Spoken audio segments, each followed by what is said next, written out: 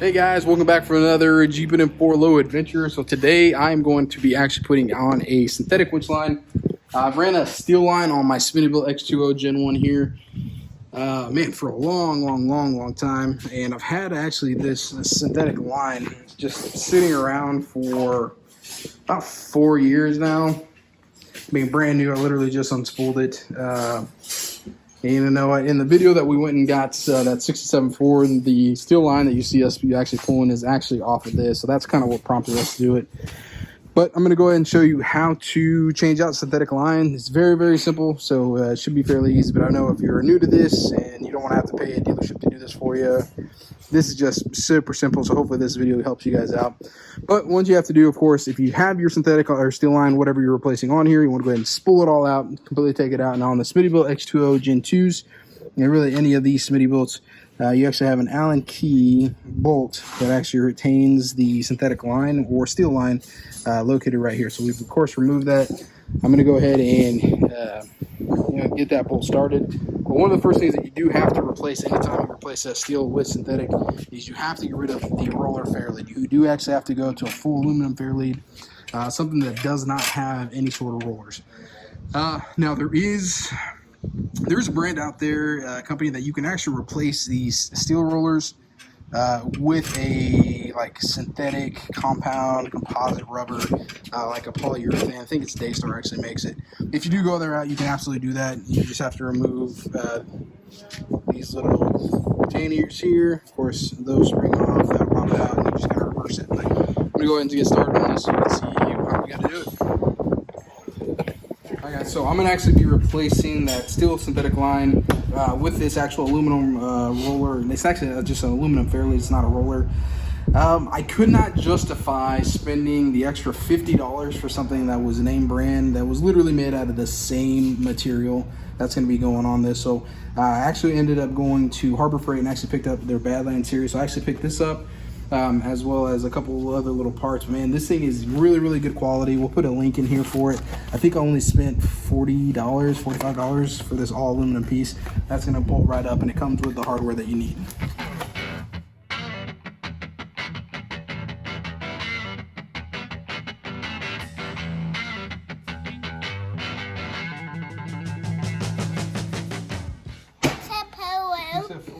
Yeah, video. Always make sure you got a part say DM well.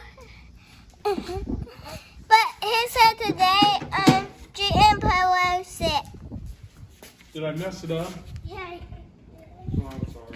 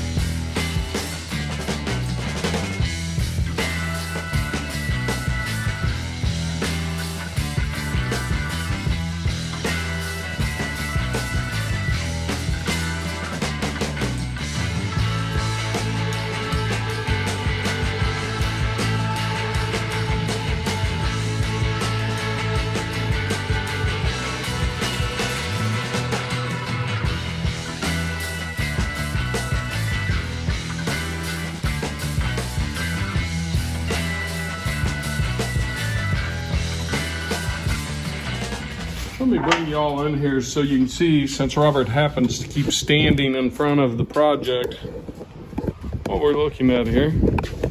Everything is hot.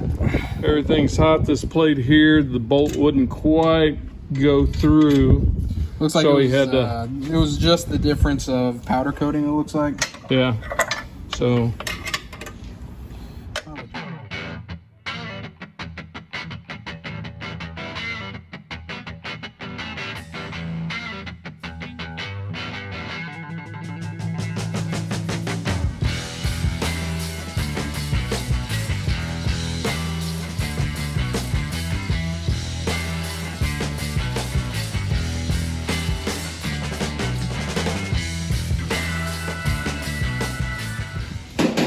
now next step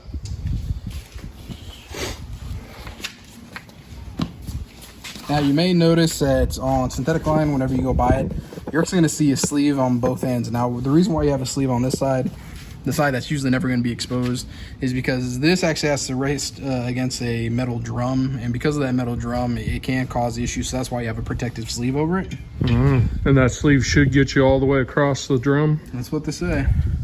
Hey guys, welcome back. This is day 2 of putting a winch line on, which should never take that long by any means. Of course, if you don't have the right parts, meaning the bolts, then it just makes things a lot harder. And then of course you have life and everything else that kind of jumps on top of that. But regardless of that, Tractor Supply came through again, so we actually got to the correct bolt that we need, so we're able to actually push this through.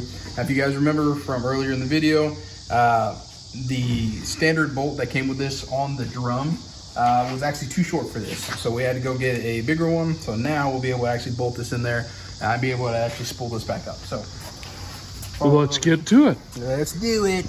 Ow, hot. Tire hot.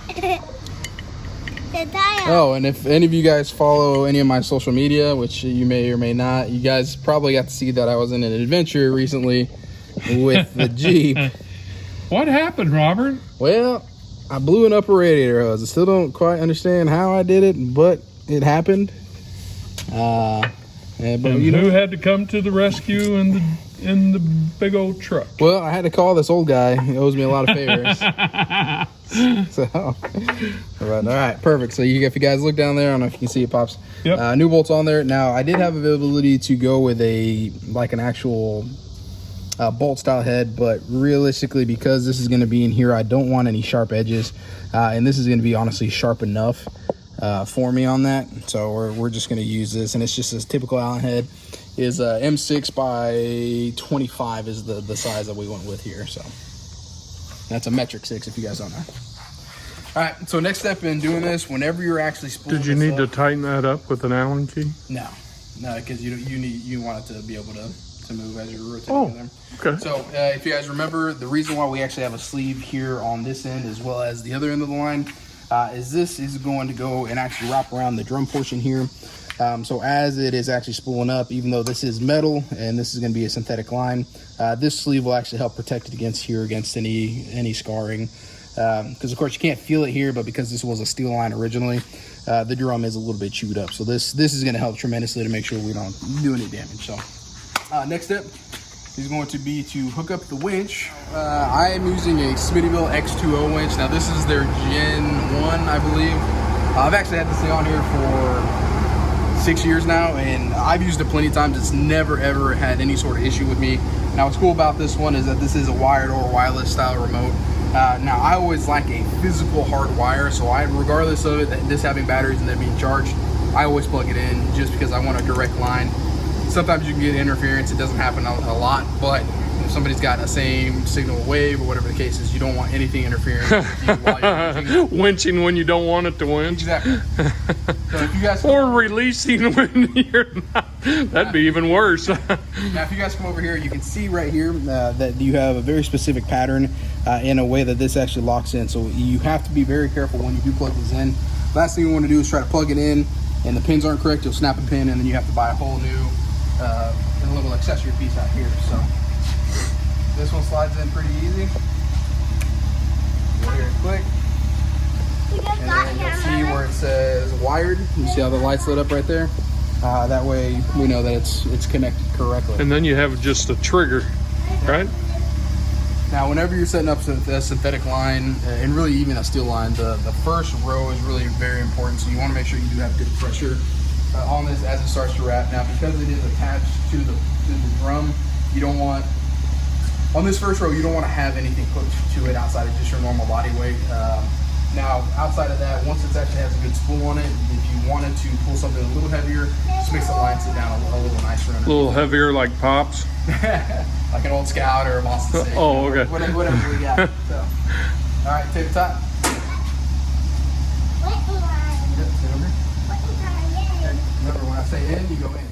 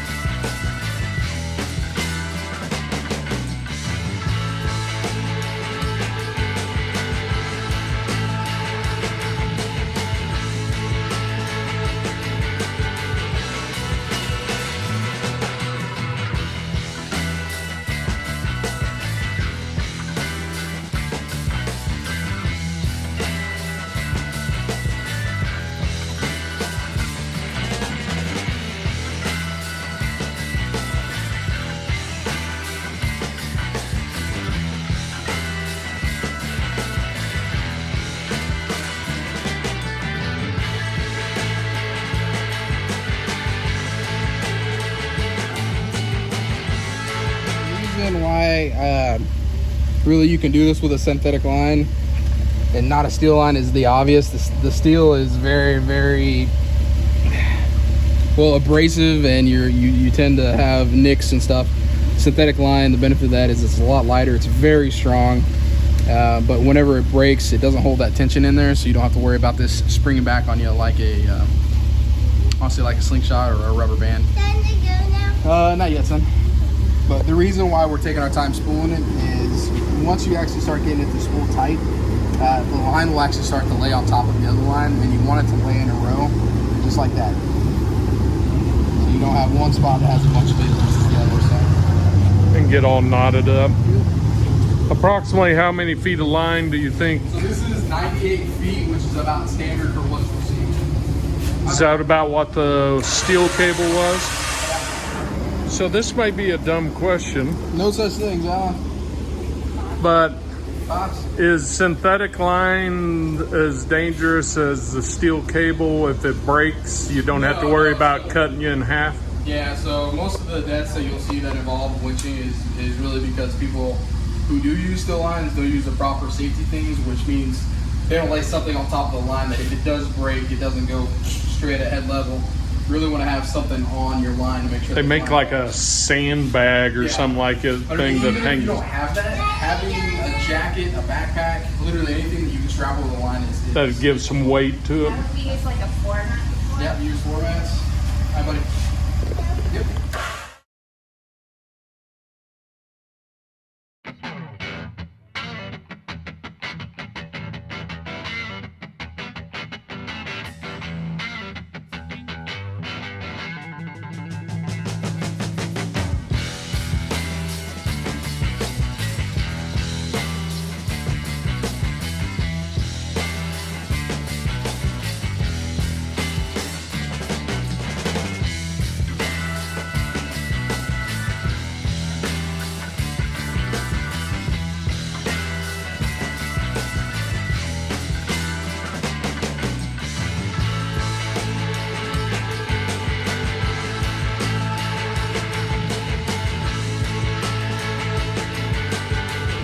Yep. So one of the things that we're going to put on a little later that I don't necessarily want to do right now is that we're actually going to replace this hook with this Apex shackle mount.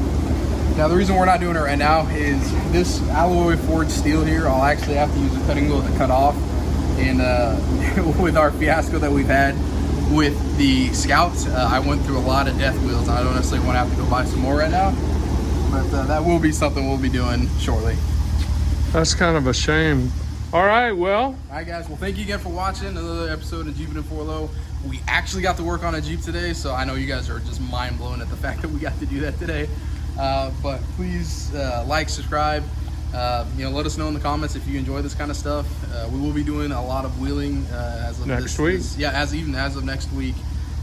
so we'll have a lot of content. Yeah, we're hopefully gonna go next to week. Hot Springs RV Park, Super Lift in Hot Springs, Arkansas. It's an amazing park. If you guys have never gone, definitely recommend that you guys go and check it out. It's one of the best parks that we've ever been to. And Hot Springs downtown is really cool, and it's less than 10 minutes away from the park. So you don't have to drive far to get to civilization. They got plenty of nice places out there. So, but once again, guys, thank you again. You guys have a blessed day.